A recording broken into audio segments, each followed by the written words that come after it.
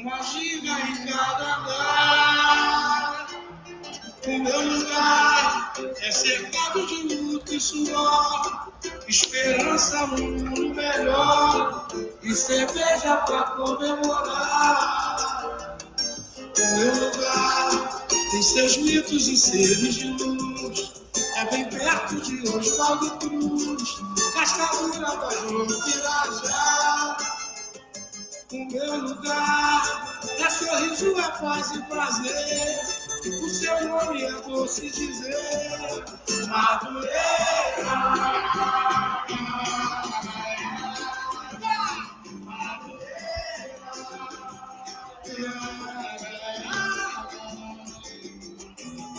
O meu lugar é caminho de orgulhação. Atenção da de manhã. Uma ginga em cada andar. Welcome to another Aspire Beast Council. I'm your host, Charles Clark, here with another bright idea. Welcome. Thank you again for joining. I want to give a big shout out to our sponsor, Next Home My Way, real estate brokerage here in Milwaukee, Wisconsin, in southeastern Wisconsin. I want to thank them for allowing me to host this Aspire Beast Council webinar here in their headquarters, in their social media room. Always looking for young, bright, and successful agents that want to join this amazing organization that I am a part of, which Raise the Standard Real Estate is my team that I have here at Next Home My Way.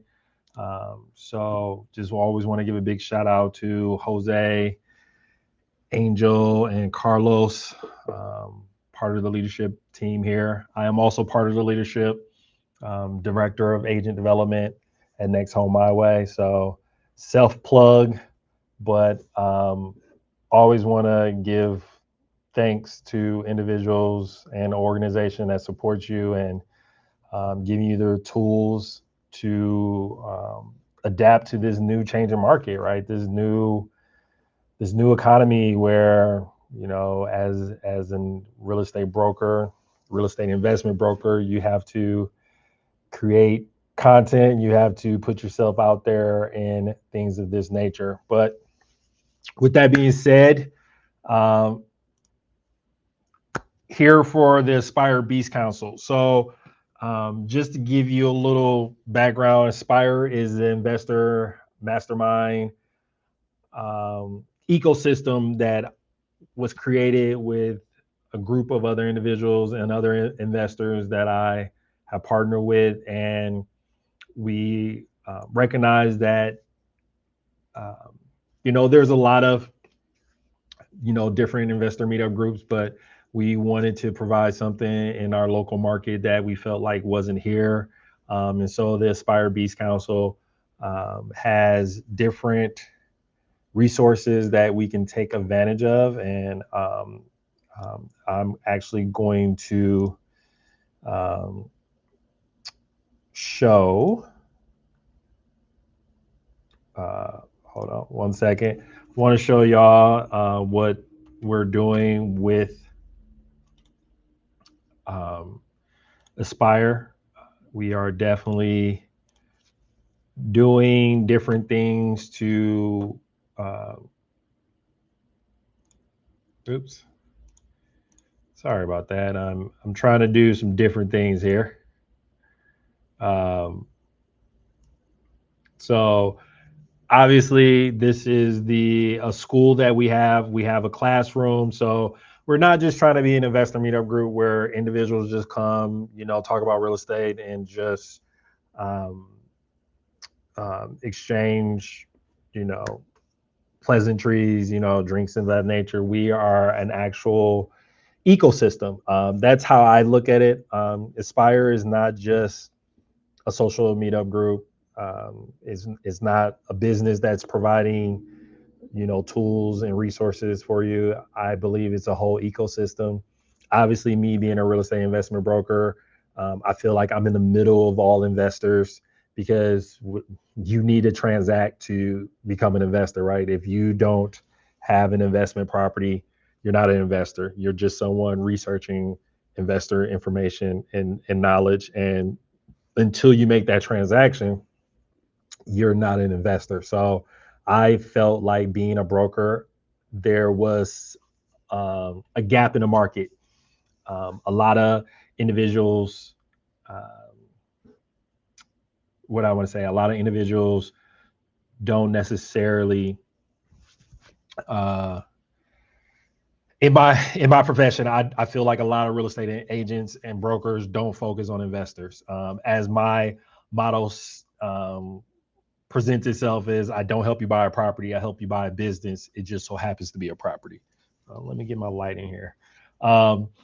And with that being said, that is why I wanted to team up with Aspire and create this ecosystem, uh, due to the fact that most, agents or brokers, when they dealing with an investor, as soon as they close, they do the after sale and make sure that everything is taken care of, and then they kind of go on to their next client and look for maybe referrals from that investor client. However, I look at it different because you're creating a business, and more than likely, if you're trying to be an investor and you're trying to create financial freedom, you are not just focused on trying to do one deal, right? You're trying to do multiple deals, and you're trying to you you bought a business, and that's the approach that I have with my clients. Is the transaction is just the beginning, right? Obviously, what we're doing here today is deal analysis, and that starts everything. The real Everything really starts when you close on that deal, and now you have to get things set up where you know leases. You have to make sure, if you're doing a value add, you got to have contractors and all those things, and then signing leases with your new tenants, and then if you're doing a value add, you want to pull that money back out and go get the next deal. So I look at it from a standpoint of, let me help my client get through that process sooner, because then they're going to end up buying. And so I don't go after your typical real estate retail clients, because I've always looked at it, if someone buys their home, I won't see them for the next 5 to 7 years. My hope is that they refer someone to me so that I can keep my business going. That's what most agents do in this when they're helping someone buy their home. I look at it, hey, if I help this investor, and if everything goes accordingly to the business plan that we set up, they're going to be refinancing hopefully within the next 6 to 8 months. And then they're going to get that money, and then they're going to be looking at another deal. So my goal has always been to try to get my client to get 2 to 3 properties in a year. Um, One of my favorite clients, Jonas, he did that last year. And I had another client. I just called Jonas out because we actually did an interview together. But I had a few clients last year that closed on multiple deals. And so that's the mindset that I have for my clients, and what I want my clients to have for themselves. And that is what Aspire brings as well. It's creating an ecosystem for those investors that can um, accelerate and scale at a pace that is satisfying to them, right? You can do 10, 20 flips in 1 year. Well, those are my ideal clients, right? Those are the clients that are going to be doing multiple deals, right? Because if you do one deal, one flip, that's 2 transactions. So that's also why I try to work with other real estate agents and other agents who might not have an identity, but know they want to be in investments and maybe want to, live in that world, but don't understand that language, or don't understand how to formulate, how to interact with those type of clients, right? So again, here's the Expire like classroom. Like I said, we have different levels. We have, as you see, the Beast Council. We have different levels, and we name them in different beast names. So Lion is the top, the first level. Then we go to Bull. Then we go to Dragon, And then the very top level is Phoenix. And as you can see, we also have education on teaching agents on how to become investor agents. Um, and then we have different programs where, like I said, we offer the 90-day program. And the 90-day program basically helps clients get through uh, from, day zero to actually closing. So the results of the 90-day program is you will either have a business plan on how to complete your first transaction. And the only reason why you can't is because you don't have the capital or you can't get pre-approved.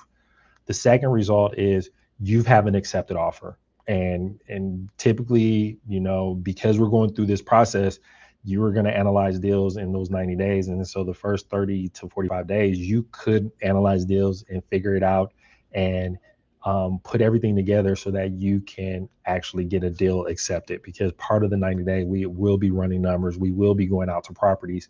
And so part of the first week, we ask you to go to a lender to get pre-approved. So if all those things work out, by the end of the 90 days, you should have an accepted offer. And then the final result that you should have out of the 90 days is that you actually close, right? Because you were already pre-approved or you got pre-approved right away. You found a property within 30 to 45 days, you can get closed. And then that we're basically moving forward and getting you working on that value add aspect of the deal, if that's the way you want to go. And typically, I want to say majority of the people we work with do the value add, because that's how you recycle your money, and then that's how you keep things moving forward, and that's how you keep recycling that capital, right? That's the key of this when you're dealing with real estate investing, is that you're trying to scale, and the only way you can really truly scale is always using other people's money, right? And part of that is getting into your deal, fixing it up, force appreciation, then going to a bank or a lender and pulling that money back out so you can go get the next one, right? So that's what we're trying to do with this classroom, and offer these different type of services to you so that you have an understanding and an ability to run a real estate investment business. Because that's, at the end of the day, that is what I am doing with my clients, is that I am teaching them how to run a real estate investment business.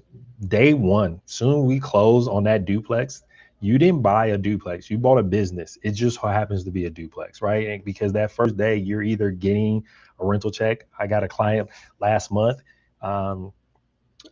Big shout out to Jamal. He closed on a duplex and he had tenants already in it. He also had a down payment assistance. He closed with no money down and also walked away with a check. So those are the things, right? He bought a business, right? He already had customers, and now he needs to understand how to run a successful business so that he can grow his business, right? That's the difference between someone who just bought a house and wants to move in it, and that's it, right? Now to me, that's a liability, right? Because they bought a property and now they're losing money every month. Where my client bought a property and he's collecting rent. Now he might still need to put cash into it, right? Because he's house hacking, but now he doesn't have to put that much in, but he's still receiving cash, right? So he's just offsetting. But so one of the things that I tell a lot of my clients is you should try to save half of what your tenants are giving you. So in this situation, let's just say he's getting $1,000 a month from his tenants. He should try to save half of that. So at the end of 12 months, he should have $6,000 put away for him to go get the next deal. And those are some of the things that I try to bring to the table, and mindsets, right? Because I think it's a mindset shift that I really do a lot of with my clients, is that I'm trying to get them to understand that they're not buying a property, they're buying a business. Because that is some of the struggles they go through. I think a lot of clients end up buying a property and they start treating it like a hobby, right? And they get kind of a little bit overwhelmed, but they also get very excited, like, hey, I got this thing and now I'm on that, the gravy train of building wealth. And they don't initially do all the things they need to do to keep growing, right? I had a consultation with a customer who, wanted to kind of come to me for advice and help them with their strategy about how to help them scale. And, one of the questions I asked them was, did they already purchase an investment property? And it was like, yeah, I actually did. And it was actually a good property. It's cash flowing. I'm making around $400 a month in cash flow. And I was like, awesome. So why aren't you getting the next one? It was like, well, my money's trapped. Then I was like, well, you actually bought a bad deal. It's like, well, how's that? I'm cash flowing. I got money in my pocket. Now I just need to figure out how to get to the next property. Well, you messed it up because you bought a property that is just giving you a cash flow. The whole point, if your strategy is to scale, is that you need to recycle your capital. You trapped your capital because you put money in there to raise the rent, but you didn't put enough money in there to raise the actual value of the property so that you can go to a lender and pull that money out.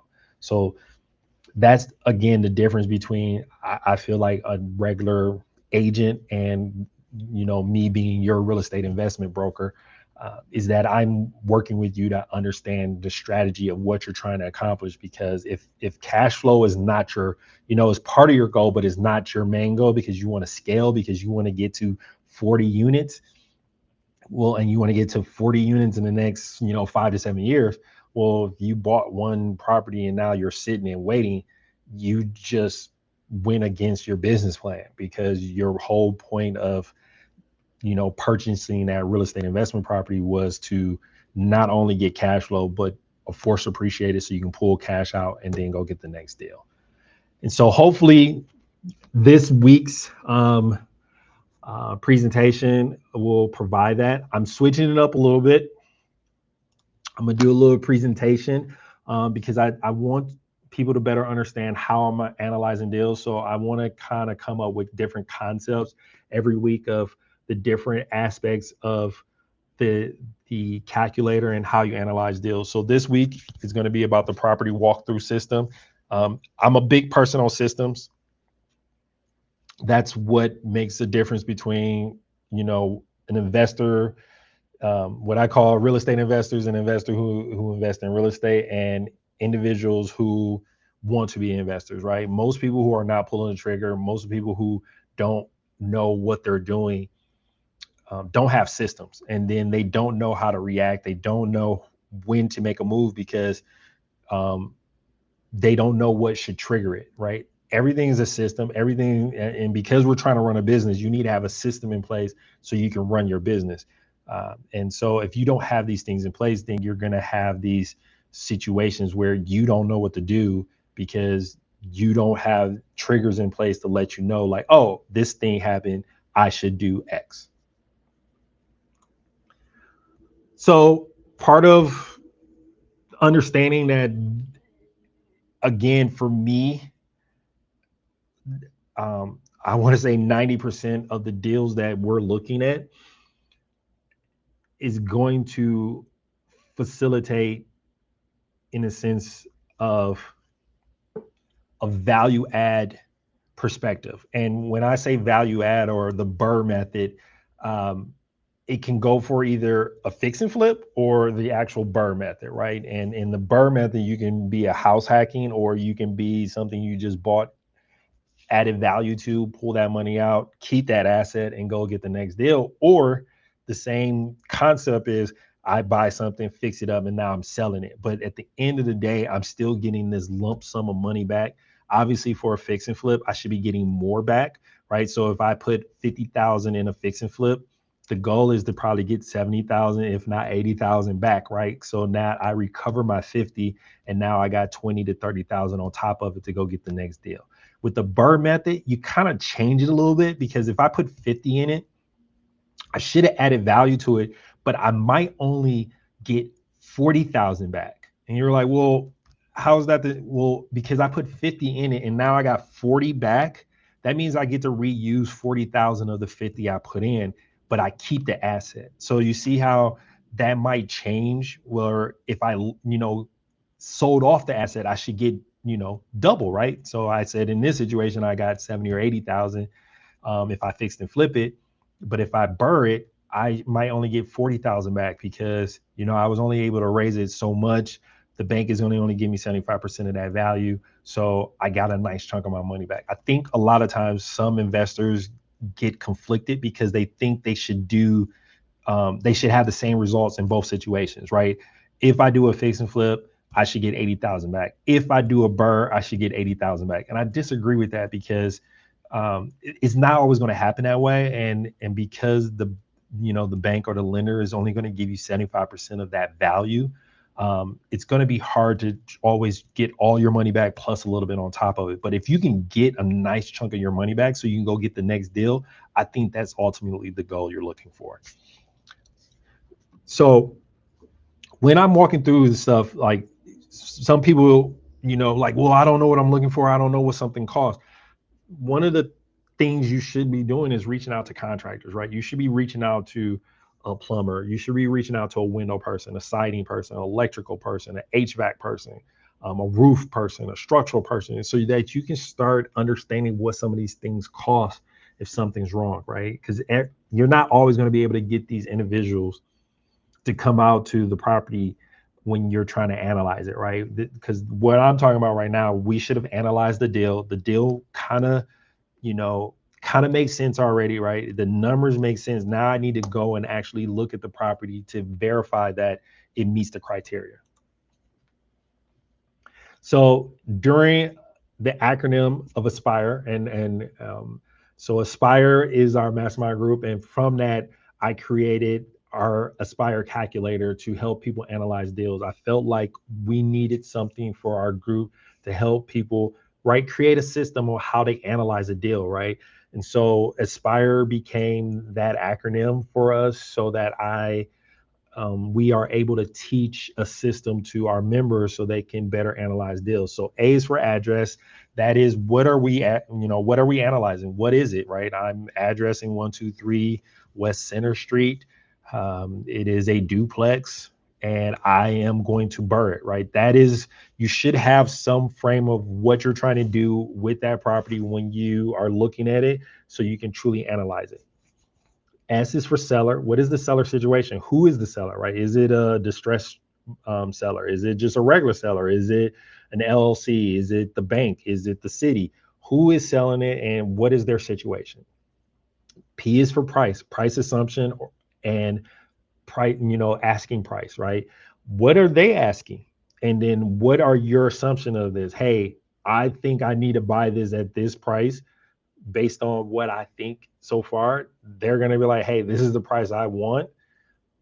And this is how we can get a deal done. Those are not always going to line up, but you need to go into the situation with that understanding of what I think it should be and where they are. So if like, hey, we're $100,000 off, that deal might not be working, right? And then I is for improvements, right? And that's kind of what we're going to be going over today. But improvements is, the scope of work. What are we trying to accomplish?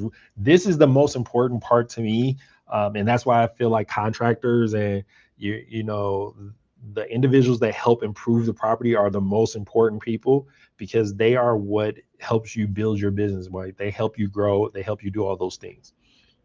So what is the full scope of the property, right? What is the realistic budget? And you got to always have a contingency, right? You always got to have, I think I'm going to be spending 50,000. Well, I always do 10%. So I got to put 55,000 away for the deal that I'm, the improvements that I'm trying to do. And, do you have contractors to get the things done? And, and what rehab timeline can you get these things done as well? And then R is for revenue, right? So if it's a burr, what is going to be the future rents, right? What is the current rents now? What can be the future rents? And then if it's a fix and flip, what is the ARV? What do I think we can sell it for, right? And the ARV is in both situations, right? And that's after repair value. I need to know the after repair value in the fix and flip, and I need to know that ARV when it's a burr, because that is what the bank will probably, base their number off of what they're going to give me, right? That's what I hope their appraisal comes back in so that I can pull that money back out. And then E's for exit, right? Again, I have a thought of what I think the exit should be, right? I'm going there, hey, I'm going to burr this. Well, By the end of it, you might like, well, I need to just fix and flip this. I always kind of bring up recently what one of my clients did. Big shout out to Jonas. We looked at a deal. We thought it was going to be a fix and flip, but I gave him two exit strategies: was the fix and flip and the burn method. Well, the market kind of shifted on us, and so he felt a little bit uncomfortable. So he was like, "Hey, let's just burn this." And so he didn't get all the money he would have gotten out if he did the flip. He got some of that money back out, but he was able to get some of the money back out, get some rentals in there, get a nice cash flow, and get a nice chunk of his money out to go start looking for the next deal. So there's 7 systems to evaluate. Kind of went over there a little bit, right? The 7 systems determine your rehab budget: exterior siding, windows, roof, electrical, HVAC, plumbing, and structure, right? If now are there other things in there that can deal with a lot of stuff, right? Plumbing. Um, you could be different things like a water heater, right? Um, electrical structure, right? All these are different things that come in. And I feel like if you focus on these 7 things, you pretty much going to have a good rehab budget if you start looking at the things you need to accomplish based on these certain things. Now, obviously, like flooring is not in there, but the floor plan, that's structure, right? So so we lump some things in here that you might not think maybe, right? Structure, you might think just foundation, right? But the floor plan of those things, right? How we're going to go in there. Plumbing, right?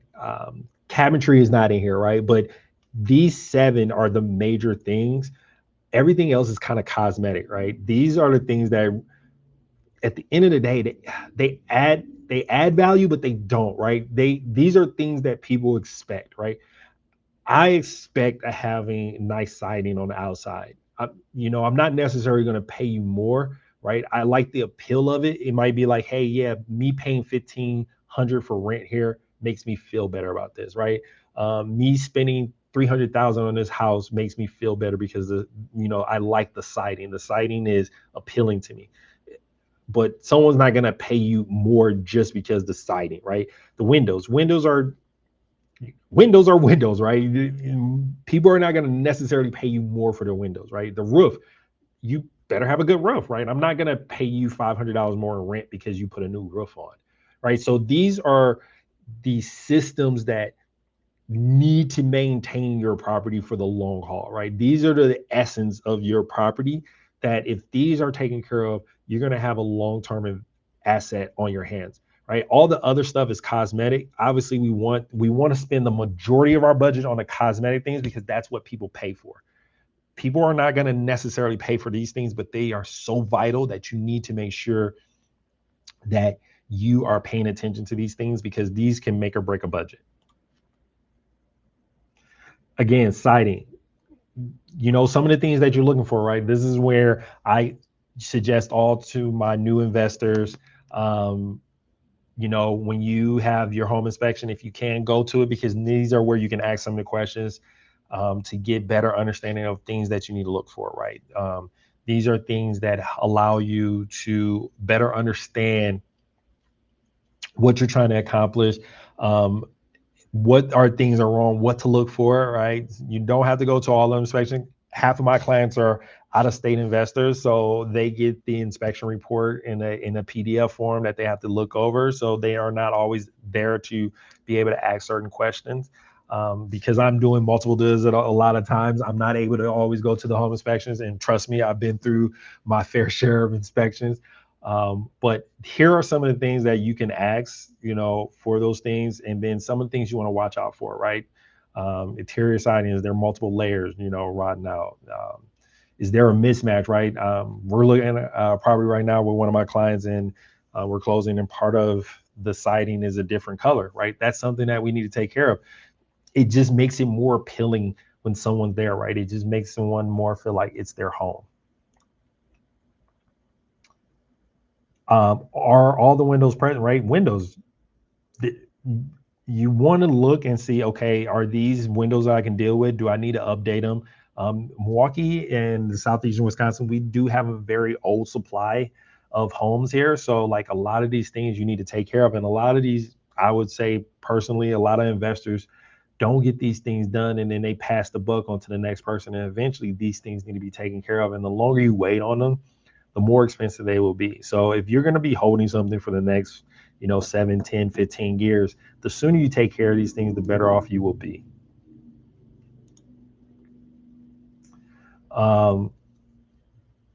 Question to ask about the roof, right? Most of the times you can't see on the roof, right? And these are going to definitely happen during the inspection. But if you can have a drone and bring that with you, obviously that will help you see some things. Sometimes people bring ladders with them. The more contractors, investors that I work with, they'll already have their ladder and they'll come and look at stuff. Obviously, there's certain angles that you can kind of look at the property and see part of the roof, and you can tell if there's 2 layers on there or more. Obviously, some of this stuff will be answered when you have your inspection. I always suggest you always get an inspection, even if you're doing a fix and flip. There's just things you might find out. Obviously, some people are like, hey, I'm doing a fix and flip. There's no reason for me to do an inspection because I'm going to replace everything. If it's a full gut rehab, yeah, there's no reason to do an inspection at that point. Electrical, again, these are things that are behind walls. You're not always able to really understand what's going on with those things, but obviously the better you understand it, better you get some knowledge, the better you work with a electrical person that can help you understand these things and what to look for. It just helps you be able to provide a better analyzation for your rehab. HVAC, furnace, obviously, again, important thing, especially in Wisconsin.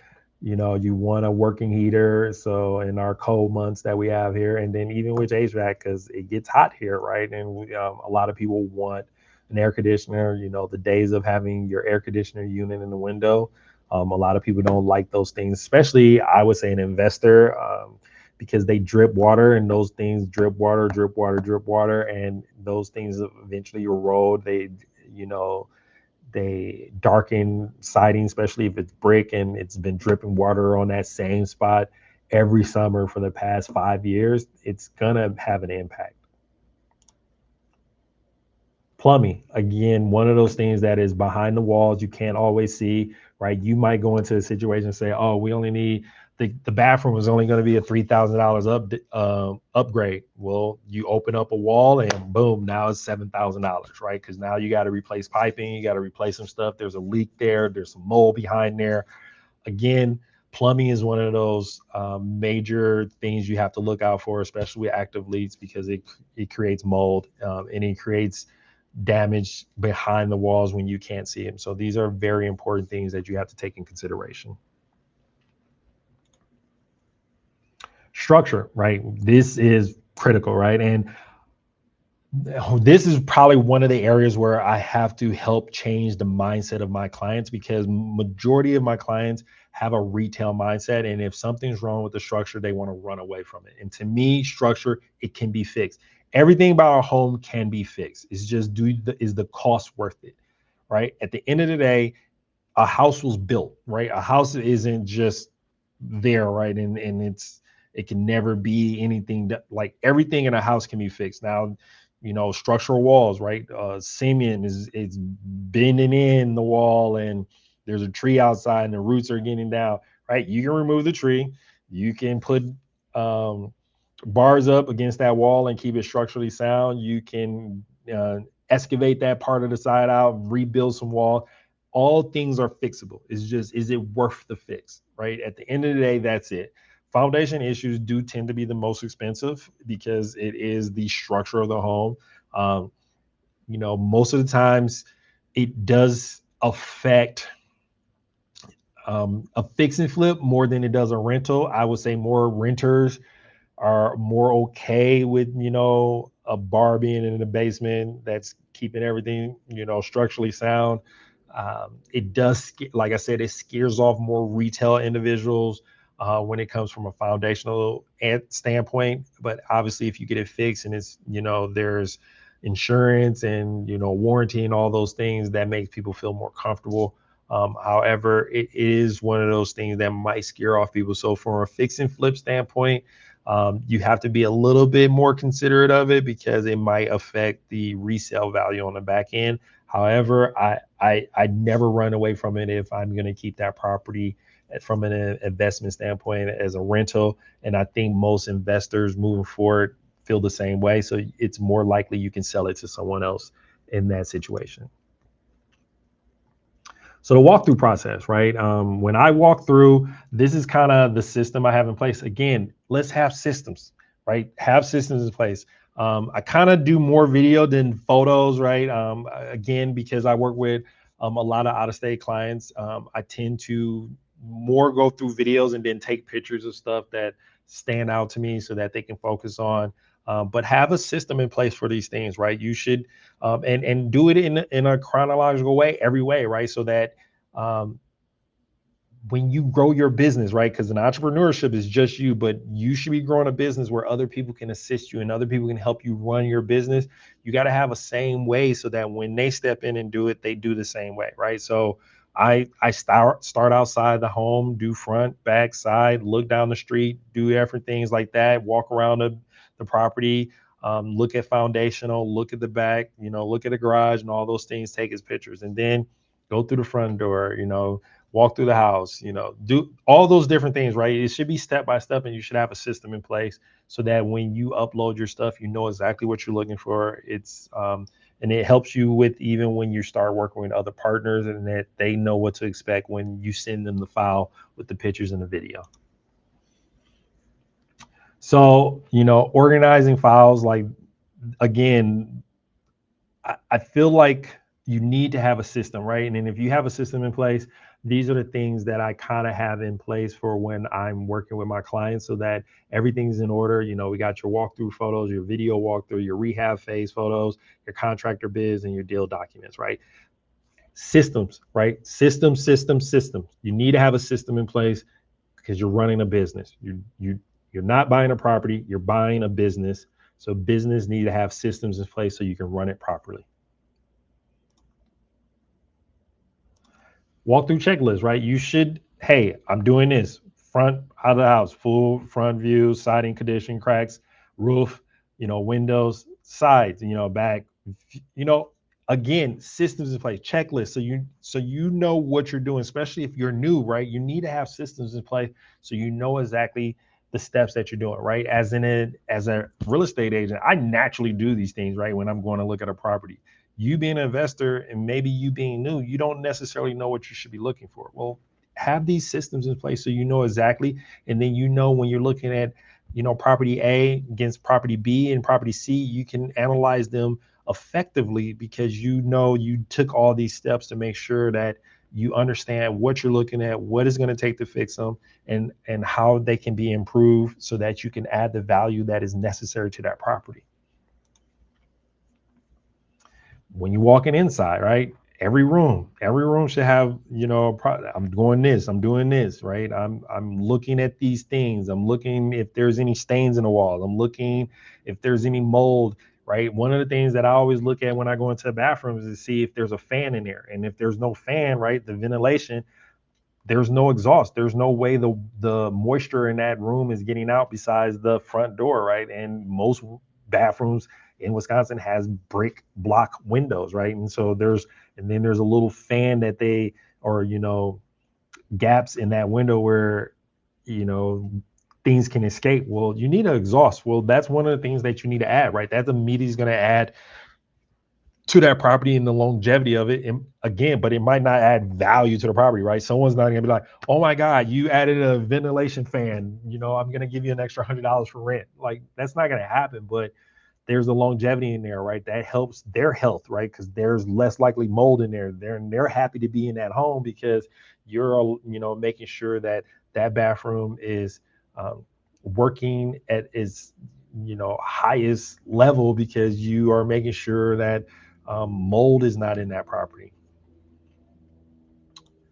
Sorry for all that noise in the back. If you do actually hear it, I'm across from the airport, so um, putting it into expire, right? So we're getting at the point where I'm going to run analysis. But as you walk through the property, right? Again, to me is one of the most important parts of analyzing a deal, right? Because it is the value add, right? Because if I'm buying something at 100,000 and I need to put 50,000 into it, and my ARV is 150, that deal doesn't work, right? That deal might work if you are just a a buyer who wants to live in that area and wants to improve that house and make it look and feel comfortable for you.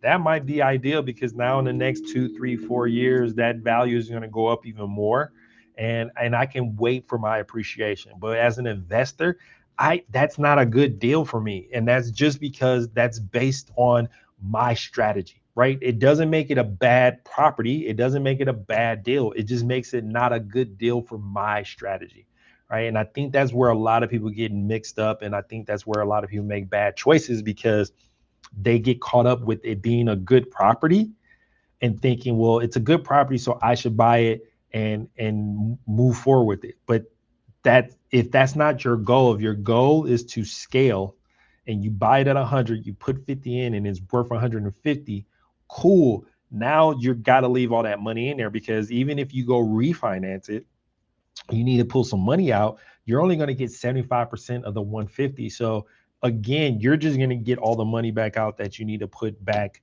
and pay back. Now, again, I said earlier, you might not get everything back, right? But in this situation, you're going to get less of what you put in there, right? You're not going to even get close to the amount that you put in there. So again, in this situation, it probably needs to be uh 200,000, right?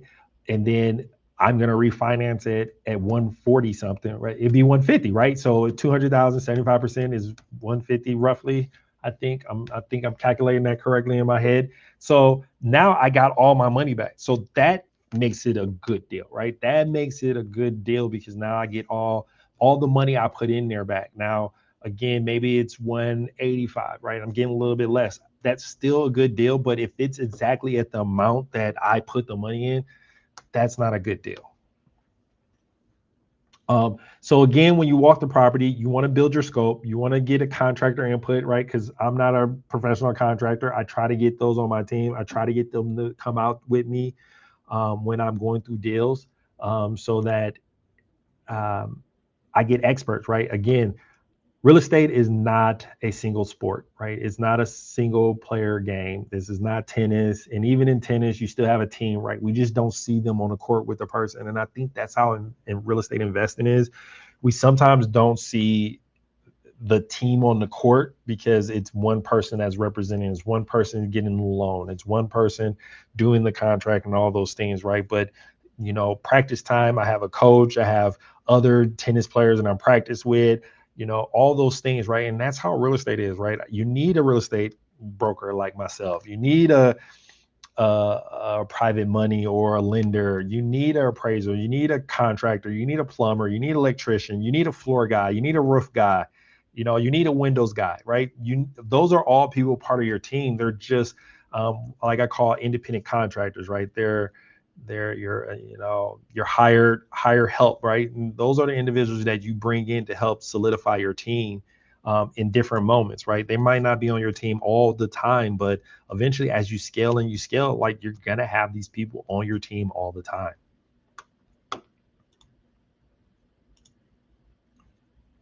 So live deal analysis. So let's get into a deal analysis. Um, let's change this. So this is the deal. Um, so this is also a Aspire Beast Council calculator. This is also for the individuals that sign up to our 90-day program. You'll get access to this calculator to help you analyze deals, right? Again, this is just, I like to call funnels, right? This is a helper. This is not a be all end all. It just puts out the information that you give it. It is um, a tool, right? It doesn't answer all your questions. It doesn't solidify, right? I tell people all the time, when you're analyzing deals, that's on paper. As soon as you close, the roof can collapse. Well, now your deal analysis is out of the window, right? Real life happens, right? But at the end of the day, the deal analysis should help you move forward, right? If the numbers make sense, because of the systems I have in place, I should move forward, right? That's all that should do. It should say, I should move forward because based on my system, based on my numbers, and based on this property matching up with my numbers and my system, I need to move forward because it meets my numbers. All right, so I pulled a property. So I do like to let people know, because I am a licensed real estate broker in the state of Wisconsin.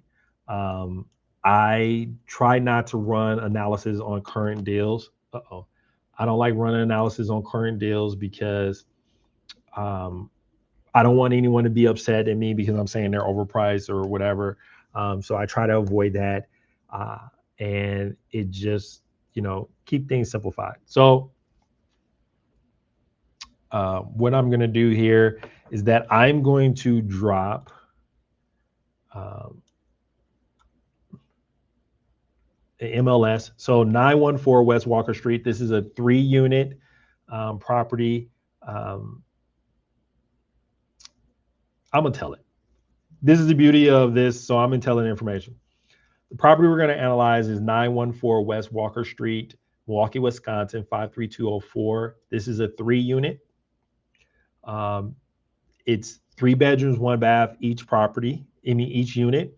The estimated total square footage is 3,667 square feet. It was built in 1893.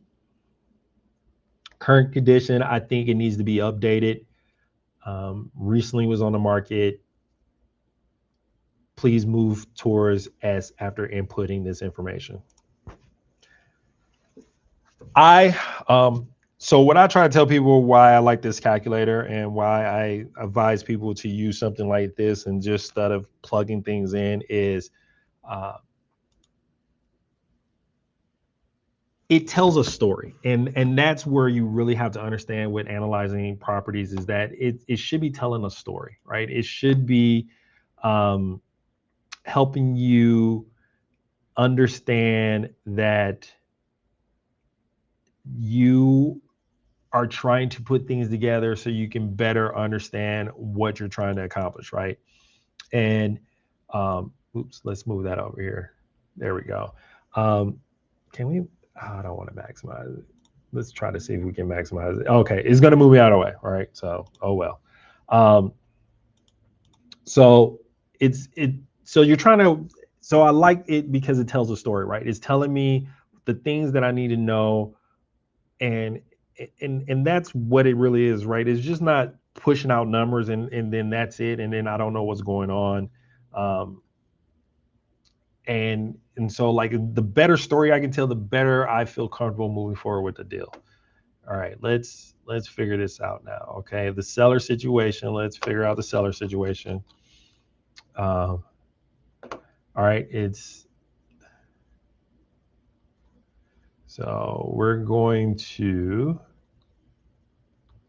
get that. So it's asking for S&P. So this is what I'm going to do. Seller situation is currently asking for $214,900. It is owned by an individual. Currently on the market. Occupant status, it's fully rented. Current rents are $600, $800, and $900. Unknown about known violations of deferred maintenance. Estimated closing costs will be around 3%. Financing, we're going to use a DSCR loan, 15% down payment. Estimated interest rate is probably around 7% to 7%. Not going to be a flip. This is going to be a burr.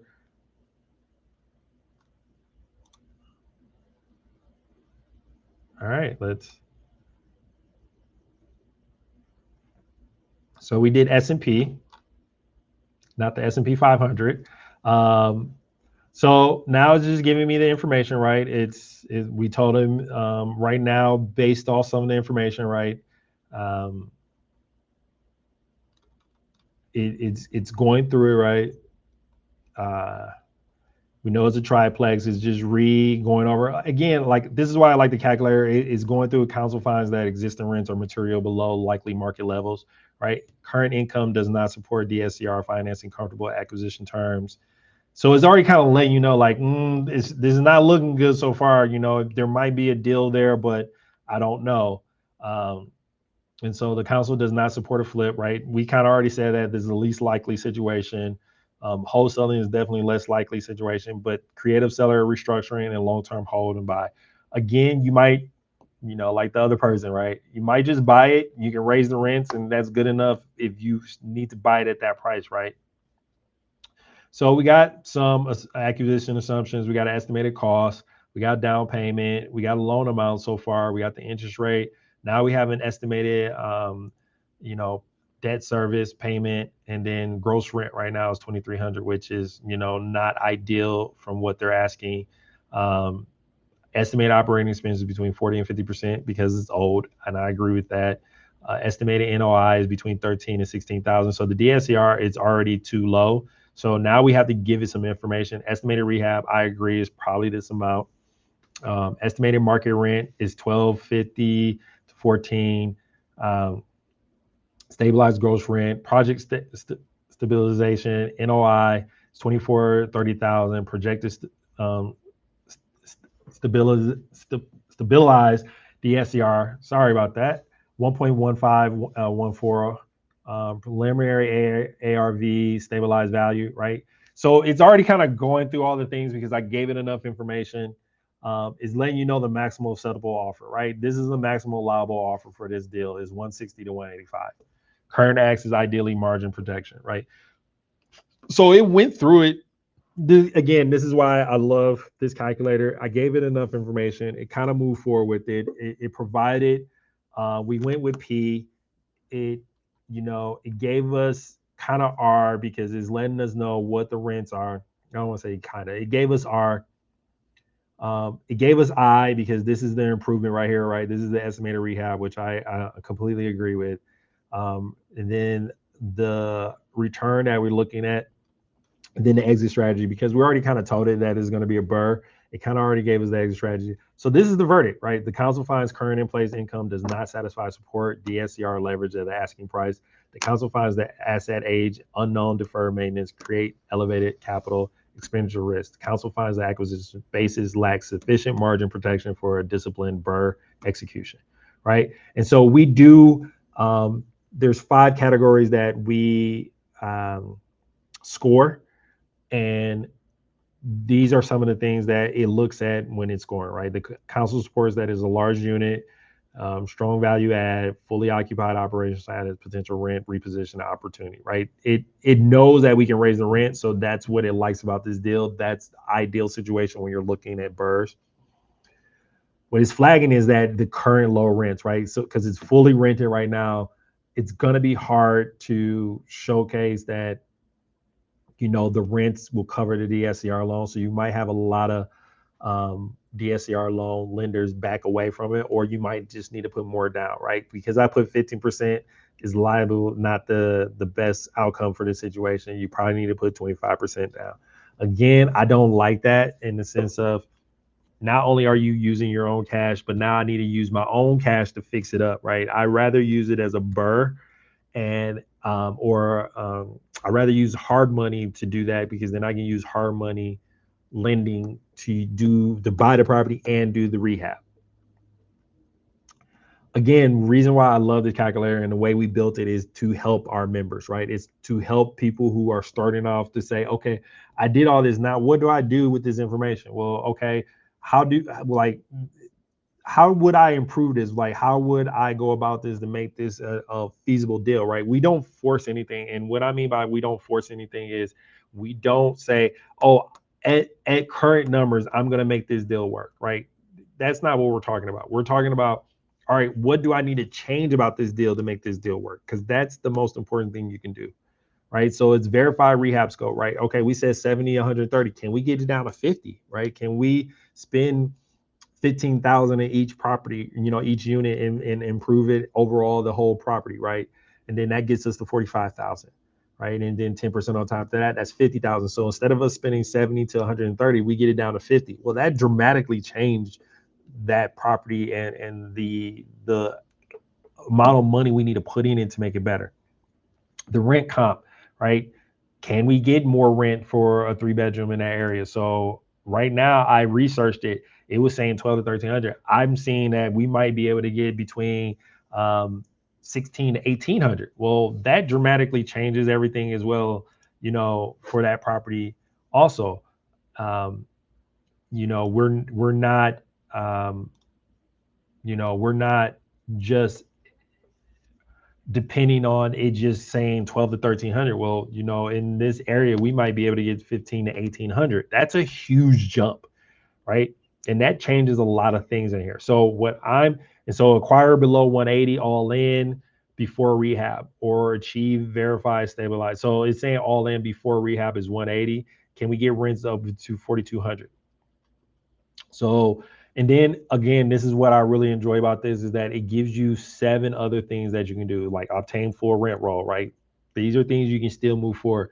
Verify utility split is landlord just paying it all, and then that can we, you can go on still on showing, right? Inspect the roof, foundation, plumbing, electrical, pull market permit and violation history, pull the room by room rehab budget with 15% contingency, underwrite refinancing using 75% stabilization LTV, retrade aggressively based on DSCR, right? So these are things you can still do to move forward. And then again, this is why I really love it, because now it's telling you how this is how you can make this a deal, right? If you are able to get this under 175,000, then it's a deal. We push the projected score to 82, right? If you can get the rehab to under 60,000, right? And then get rents up, right? Seller financing structure 5.5%. Can we get our interest rate a little bit cheaper? Um, can you work it out with the seller to say, hey, can you fix up those properties and I'll give you your amount, your number, right? These are other ways where you can analyze and get better outputs from this property, right? And so it's just not just accepting the current situation and seeing how can we make a deal, because at the end of the day, if you're a great investor, that is what you want to do. You want to put a deal together. Everything is not just going to be given to you and presented to you on a silver platter, and you just say, oh, they offering 100,000, they know I need to put 70,000 into it, that's why they're offering 100. Let's just make the deal happen. That's rare, right? You sometimes have to convince the seller that they're wrong, which is a lot. And show them why they're at the wrong number, right? So again, we just kind of went through that. Obviously I didn't break it down per thing from that standpoint, just giving you a summary of the things that we're looking for, right? In this situation, we said between 70 and 130,000, right? We can pick each one of what would take the most for that. And again, majority of the time, what you want to do is use majority of your rehab budget for the cosmetic things that needs to get done, right? These things are great for definitely for fix and flips, but definitely for if you're going to hold on something for a very long time. These are important things that you need to get done, so that you can stabilize that property and don't need to worry about putting so much money away for these things, because they're gonna fall apart eventually. You already have those things fixed, and so now the things you're just worrying about is the cosmetic things and anything your tenants mess up, right? So our takeaways, right? Every bird deal must pass the walkthrough before you run an Aspire Eye, right? You need to um, run your analysis, expect what you think you need to spend on that. And then, if it fits it before, then, as you run it and then you go and look at the property, you can actually, break it down even more, right? 7 systems that you're looking at, right? And these are, like I said, these are not the cosmetic things. These are that make or break a deal, because 9 times out of 10, people are not paying for this. Even fix and flips, right? They want plumbing up to date. They want, good foundation. They want an HVAC system that works. They want updated electrical. They want a good roof, right? They want newer windows. They want a good siding. Yes, those are things that someone kind of expect that they feel like it's already baked into the number, right? They're not gonna necessarily, oh, you got a new roof, let me give you more money, right? They're kind of like, well, that should have been done, right? So they're not gonna necessarily pay for more of these, but these are the things that break your deal, because people are not gonna pay more for these things. Have a system of how you're walking a property. Just don't walk a property. If you're just walking a property and you don't have a system in place, you're doing yourself a disservice. And then that's why you can't make a decision, because you're all over the place, right? And so have a system in place, and how you document everything and how you file everything away. And your rehab budget is only as accurate as your walkthrough, right? Sloppy walkthroughs produce deals that eat your profit. We do give you a checklist. We do, have a contractor at work, and that's all through Aspire. That's all through the RTS execution system that I help run. That's a program on top of everything that we're doing. That is a program that I offer to my clients. It is a $2,500 buy-in for that, but you do get, so many things on top of that. You get access to Aspire. You get access to my contractors. You get access to me and having a strategy call, capital call, access to my private lending, private funding, all the above, right? There's so many things. It's basically a 7,400 value that I give to my clients for 2,500. And, we also work with them on doing month-to-month payments, 3 payments of 850. But again, these are the things you need to do to ensure that you have a system in place for the things that you're trying to accomplish, right? Again, you can reach out to me. Don't go to that website. Sorry, we're still underway with that one, but you can reach out to me if you are still wanting the RTS walkthrough checklist. That is a free material that we offer to our clients and everything else. Again, thank you for being a part of this and showing up. Again, Aspire is a great acronym if you are struggling with how to analyze the deal. So A is for address, asset. S is for seller situation. P is for purchase price or purchase assumption. I is for improvement, investment. R is for revenue, either for fix and flip, your profit, or your cash flow with your revenue with the rental. And E is for exit. And there's 5 exits. You can do a buy and hold, you can do BRRRR, you can do fix and flip, creative, seller financing, and wholesaling. So all those things should help you frame the deal that you're looking at so you can better analyze it and know how to move forward. Again, I want to thank Next Home My Way for allowing me to hold this webinar at our headquarters across the street from the airport, 5151 South Howell Avenue. Thank you again for allowing me to use the social media room where I'm allowed to put this webinar on and have access into all the cool gadgets that I get to use to put on this webinar. Thank you again, Next Home My Way, for that. And obviously, I am with Raise the Standard Real Estate, your real estate investment broker. Again, I want to thank everyone at Aspire, the team that has been putting this together. Please reach out to us. We have our monthly meetings the second Wednesday of every month. We just had ours last week, Wednesday. So the next one is in June. June. Let me see if I can do it real quick. June 10th.